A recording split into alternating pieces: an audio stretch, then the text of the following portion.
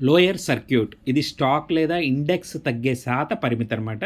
ఒక స్టాక్ ఈ పరిమితికి చేరుకుంటే ఆ స్టాక్ లేదా ఇండెక్స్లో ట్రేడింగ్ తాత్కాలికంగా లేదా మొత్తం రోజంతా ఆగిపోతుంది. ఏదైతే లోయర్ సర్క్యూట్ కొట్టింది అంటామో ఆ స్టాక్లో ఇక మనం బయింగ్ కానీ సెల్లింగ్ చేసే అవకాశం అయితే ఉండదు. ఇది ఎక్స్చేంజ్ నిబంధనలపై ఆధారపడి ఉంటుంది.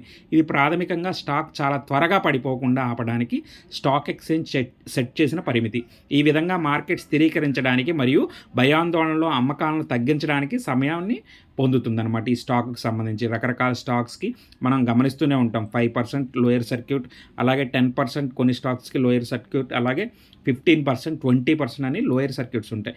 దాన్ని బేస్ చేసుకుని స్టాక్ అనేది పట్టం పెరగడం జరుగుతూ ఉంటుంది, అప్ అయినా సరే డౌన్ అయినా సరే. సో లోయర్ స్టాక్స్కి వచ్చేసరికి మెయిన్గా మనకి మార్కెట్ వోల్టాలిటీ కానీ బాగా నెగిటివ్లో ఉన్నప్పుడు ఆ స్టాక్ మీద ఎటువంటి ప్రభావం చూపకుండా స్టాక్ ఎక్స్చేంజ్ నిబంధనలకు లోబడి ఇది పనిచేస్తుందని చెప్తున్నారు.